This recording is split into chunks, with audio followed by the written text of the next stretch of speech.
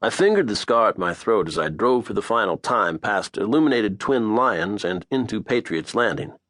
The wide streets, the neat lawns and spotless sidewalks, the unbroken white of the curbs that seemed to glow in the night. You don't see curbs like that everywhere, 8 inches wide and built to last. They were there before the houses were raised, and they'd be there when the houses tumbled down again. Good, solid American curbs. I'd miss them. It had been a good run, the suburban idyll I'd created for myself, but it was over now.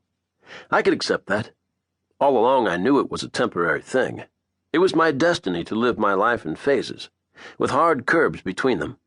There was the Philadelphia Country Club phase, the Pitchford phase, the Wisconsin college kid phase, and now this. And it had worked out well, the Virginia suburban family man phase. The house, the car, the wife and kids, golf. Even financially it had worked out well. At the start, of course, I had been forced to use the Grubbins cash to help pay the outsized mortgage and car payments. But soon after moving to Virginia, and before we actually bought into the development, I quit a low-paying job in the field for which I had trained when a far more lucrative opportunity beckoned. I was offered the chance to become the Pied Piper of the American dream, a genie granting wishes on a commission basis. And yes, I said, yes I will, yes. Suited up and buttoned down, I became a broker with the Jefferson Davis Mortgage Company of Richmond, Virginia. Whatever hand you wanted, I could deal it. Low FICO, no doc, interest-only 30s, interest-only 40s. Pick a pay, if you will, and the ever-popular ARM hybrids like the classic 228. And you needn't worry about any unfortunate adjustment, because before the hammer dropped, we could fix your credit rating, tap the growing equity in your lovely new home, and get you into something more manageable, with the not inconsiderable fees and costs rolled into the refi, so out-of-pocket cost was a big fat zero. It couldn't have been easier. At the same time I was banking my commissions at Jefferson Davis, Caitlin had traded the kindergarten classroom for her real estate license, earning commissions of her own as she led others into realizing their own slick suburban dreams. Together we were quite a team. She provided the inspired settings for a gracious new life, me providing the easy money that allowed almost anyone to pay for it. We churned our way from development to development, making more money than a Pitchford kid had ever dreamed. With our new incomes, and by tapping the spiraling value of our own house with a series of ever larger mortgages, we were able to live appropriately beyond our means without recourse to the stolen cash. But that was all over now. Times had changed, the real estate market had dried up, I had been downsized, my family life had soured, Augie was dead, and the bull-headed thugs were on their way. The mortgage on my life had adjusted and my equity had turned negative. It was time to check out of Patriot's Landing and enter the next phase of my life. I could see it all so clearly.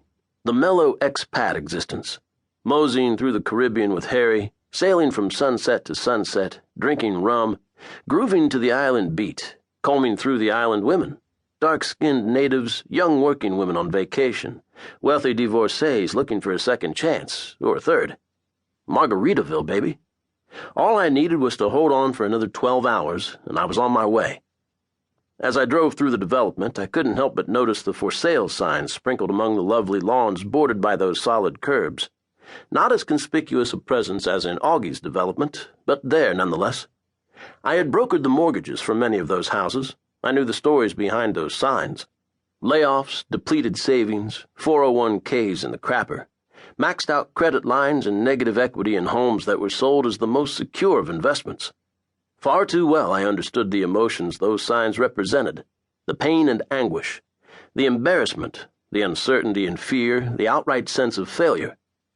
I wasn't the only one at Patriot's Landing entering a new phase in my life. I was just doing it with a little more panache. Though the tasteful accent lighting was all aglow at our house, the lights inside were off, the doors locked, the family tucked in for the night. I edged my car into the circular drive and was careful in closing the car door to keep from waking the kids. I patted one of the pillars as I walked to the front door. It no longer felt warm and solid beneath my hand, more like a hollow piece of artifice than something firm enough to keep the very sky from falling. I slipped my key silently into the lock. The last night of my suburban life. My mind had slipped already into the next phase, the escape, the hiding, the sail south, the sweet life of rum and sex. My future was more real to me than my present. Now it was like I was walking